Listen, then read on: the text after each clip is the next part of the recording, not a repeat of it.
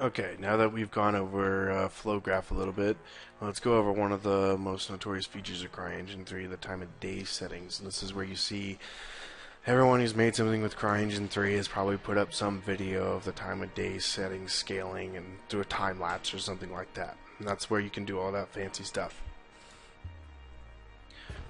By default, time of day will give you some really good features, especially in our version of CryEngine 3, that you can usually set, keep as default or whatever. You don't really have to go into them and change too much of them. There's a lot of fields that we found that most of the time there's only a few of them that you really ever have to modify, but there definitely is a lot in case you really want to customize things down to a very fine detail.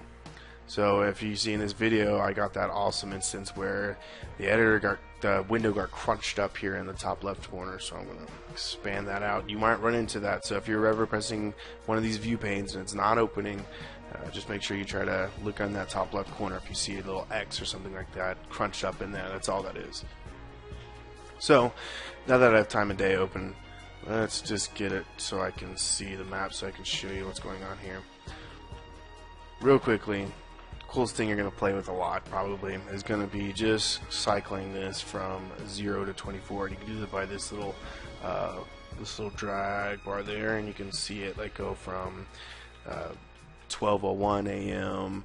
all the way through to 23:59, and so that gives you a full 24-hour cycle, and you can choose whatever time you want. So one thing, as you can see here in this left part of the time of day little window, you have the current time, and that's telling you what your current time is. It's a very important field to remember. And then you see start time, end time. These two don't matter. Play speed does. Let's first show you some really cool thing. If you press play at any time, it'll start from the start time and go all the way to the end time. And if you're doing some sort of time lapse, this is what you would want to do to get that fancy shot. As you would, let's stop this real quick. Let's hide this and drag this over all the way over here. And if I press play, it's going to do that fancy time lapse where it's going to slowly over time show the map and all the cool things. I know you've seen people, if you've ever looked at CryEngine 3, they've done this. It's pretty cliche, but still pretty cool. So if you want to do one fast, you can do 0.5, and let's just do that so you quickly see, like, oh my god, look at the sun, the shadows changing, across my map's live, woohoo, etc. We really don't want to get into the specifics of that because it's not really what you want for Nexuiz. What you want to do for Nexuiz is change his play speed to 0, and keep in mind current time. The current time is always adjusted with this slider at the top of the screen. That's all you really need to know for all this. So what you want to do is very carefully slide through and shuffle around. Choose a daytime, because remember there is a nighttime dynamic mutator, and yes, it's up to you if you want to incorporate it or not, but always ask yourself, what are you going to do if a player calls at nighttime? Maybe you're not going to do anything. Maybe you have a map that's 100% indoors and it doesn't matter at all. If you have a map in space or the water or something like that, maybe it doesn't matter, but just keep that in mind. So let's find out a good spot in this case. Let's do 10:30 a.m. One really thing I recommend doing is always trying to stay on some major divisible whenever you're doing a time, because what's going to happen is this, even though it says 10:30, the integer variable for that isn't going to be 10.30. It's going to be 10.5, because remember there's 60 minutes and an hour, and you can't say, for example, this integer, you can't say 10.3 because that's going to mean 3 of, I don't even know what that would change into, but 10.5 means 10:30. So think of it like an hour and a half. So if you wanted 10:15 or whatever, that would be 10.25, etc. So keep that in mind. That's really important.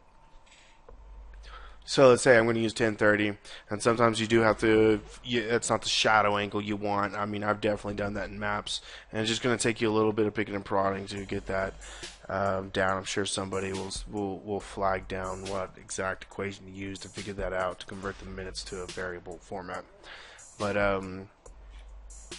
let's say the only really things you want to really mess with is a sun color multiplier, because in this instance the sun might be a little bit too bright. And whenever you click sun color multiplier over here on the right hand side of the screen, which by the way, you see this toggle advanced properties on the left, make sure you have that. You know, you don't have to necessarily have it checked. We always do. You don't really need it, but it just helps because the depth of field controls are down at the bottom with that. Let's click sun color multiplier. Now what you'll see in this window here in the center, all of a sudden you got this big ass graph just popped up. Each one of these represents some sort of value over time. So this starts off on the left, it starts off at 12:01 a.m. and ends at 2400. So this graph, this curve, it represents how this value, sun color multiplier, will change throughout the day. By default, they have it set up so the sun color multiplier gets really bright during the midday, afternoon, and then starts to go down towards the evening. Same with at night, and pretty much to nothing during nighttime. And they're keeping it like still there during night because the sun color multiplier is now all of a sudden the moon color. So I don't always necessarily think it's the sun. Sometimes if it's night, it's going to be the moon. What I always do is try to find my target time at 10:30, right? And let's say I want this to be sun color multiplier of 2. And that's a lot easier on the eyes. It's not as bright and blinding as before against these checkered material. But the problem is, you're going to notice around you on the curve editor, it's really spiking, especially here in the center. It's going in and coming back out. Since you're going to be using the nighttime mutator, the time of day is actually going to animate and it's going to cycle through, and what's going to happen is you're going to see that fluctuate. So what I always like to do is, since I know this is going to be my peak, I'll just go ahead and get rid of these other values. And I can do that just by selecting, selecting those other points, pressing delete, and then I'll select my point I wanted to keep in the first place to get back to 10:30. Okay, then maybe you want to change the sky color multiplier, and this is the value, that flat light that you see in the sun shadow all the time, and that's what this is. By default, maybe it's a little bit too bright or something like that. Let's just go ahead and change it back down to 1 and delete all these other points. Okay, so you got other settings you can do, like the fog color, and you can see here they have already got by default this really vibrant, nice dawn, a good orange, warm to midday, since there's a lot of water and ocean, not much pollution, it's very clear sky, blue. You can change the color here. I'm going to leave it by default right now. You can change the color multiplier, and this will just allow you to kind of increase the intensity, and if the higher you crank this, the more it's going to bloom. Then you got the global density, and you adjust this to make the fog really thick. So it's by default it's a really low value. Let's go ahead and turn this up to just a 0.1 to see what it looks like. And as you can see, I definitely cranked it up at the distance. Crank that up to 1, and you have a really foggy map.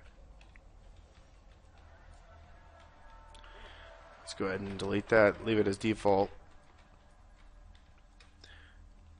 Okay, if you're making a really high map, atmosphere height's really important, because what this does is atmosphere height will set how tall the fog is. And really high maps, such as strength, we had to crank this up really far. So make sure you keep a note about that. Outside of that, the only really things you might want to do is this sun ray effects. That means the light shafts. You can crank these up here in the sun ray effects. Just play around with these settings. You'll see what they do pretty easily. They're very, scalable, and you can make it really subtle, really extreme. It all depends on what you want. Okay, so there are other settings here, like color filter. You can set the saturation, contrast, brightness, etc. All that stuff right here.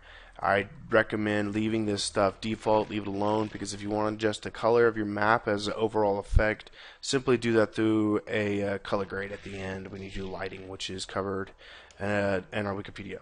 Okay, and that brings you down to the most important part, which is depth of field. And it's a really big thing. Like if for some reason you don't want depth of field, and I totally understand why you wouldn't want depth of field. Yes, we allow the option for you to turn it off in game options, But if you don't want it on at all, like if you notice my maps Meow and Siege, I turned them off, and that was because the biggest bitch about depth of field is if you're ever doing an alpha blended texture, it gets all muddied up and washed out. Like as you can see in this jump pad, it looks great here whenever there's a wall right behind it, but looking out to when there's depth of field, it gets all messed up. So you might want to turn the blur amount down to 0, and there you go. Now my jump pad effects all fine. And that explains what you basically need if it can get a lot more complex, and as you can tell, there's a lot of values for you to play with here. Just always remember, generally things are best left at default, but I totally understand that's not true for every single situation, and you'll even see across our maps, they're vastly different. Okay, so let's say I'm content, I want 1030, that's going to be my time of day. I'm not done yet, I need to set up flowgraph to support this a little bit better. So let's go ahead and open up flowgraph. I'm going to dock my window here. Expand entities, go into main flowgraph, click the main flowgraph entity, and now what I'm going to do is create another start node. And I want to place down a time of day. Let's drag this one, the first one, time of day. So once I have the time of day placed, drag the start over here. I want to bring this output into set, and the other output into set speed. What this is going to do is going to let me set the time. I want this to be 10.5. That's 1030. Turn force update on to true. And I'm going to set that speed to 0. So I have that created. I'm going to select them all. Add a comment box real quick. And I say time of the day setup. And just like layers, make sure you're organizing this stuff, because if, let's say you stop working on the map for about 6 months, you come back to it, if you're not organizing any of this stuff, it's not going to make any sense to you. So do yourself a favor and organize the hell out of your shit.